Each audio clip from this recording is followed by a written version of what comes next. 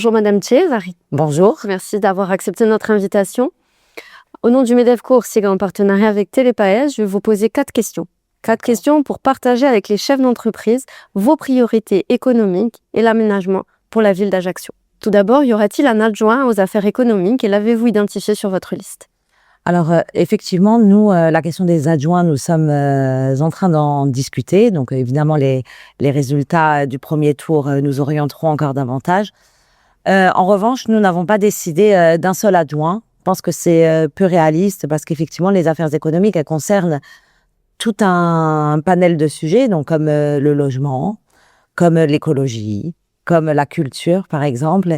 Et ce que nous voudrions véritablement, c'est qu'il y ait des personnalités qui ont des vraies compétences techniques pour pouvoir coordonner l'ensemble de ces sujets-là.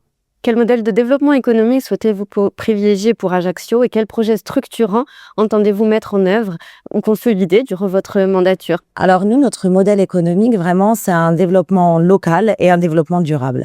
L'idée, c'est que nous arrivions à faire discuter ces deux champs.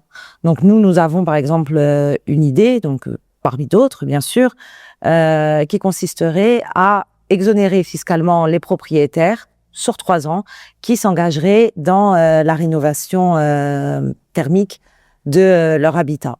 Ça se compenserait, par exemple, avec une taxation beaucoup plus lourde des résidences secondaires, ce qui permet à la fois de lutter contre la spéculation, qui est au cœur de notre propos en termes de logement, et de permettre une transition écologique. Par quel outil financier envisagez-vous de renforcer le potentiel fiscal de la commune? Ce que nous souhaitons, c'est que les Ajacciens ne pâtissent pas des résidences secondaires, ne pâtissent pas du fait des nombreux logements touristiques.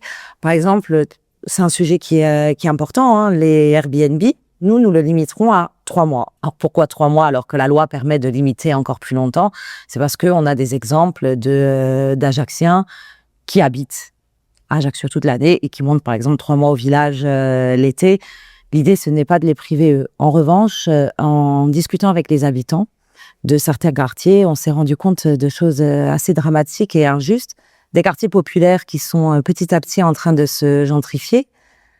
Ils se gentrifient pourquoi? Parce que des individus achètent des appartements dans ces quartiers-là à bas prix et font exclusivement du locatif. Du locatif touristique, évidemment. Et en termes de justice sociale, c'est un drame absolu. Quelle est votre stratégie pour l'aménagement du territoire et notamment l'accès au logement, la mobilité, la revitalisation du centre-ville, le développement périurbain et la transition énergétique? Alors, on a une stratégie qui est globale. C'est-à-dire que finalement, ce que nous voulons, c'est que le social, il envahisse. Alors, le terme n'est pas très beau, excusez-moi, c'est le seul qui m'est venu. Mais tant pis, que le logement envahisse absolument tous les pans. C'est-à-dire que la mobilité, on veut la penser en termes de social. C'est-à-dire que nous voulons développer les transports en commun à Ajaccio pour plusieurs raisons.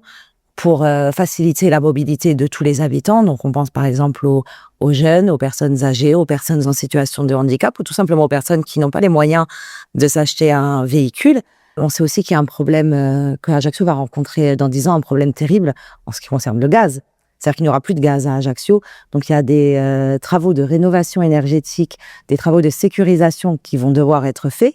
Donc, on va avoir besoin d'une vraie discussion avec l'ensemble des entrepreneurs pour pouvoir réhabiliter la ville, pour repenser la ville en termes d'énergie, sans que, pour autant, ça impacte les Ajacciens, ça impacte leur facture d'électricité.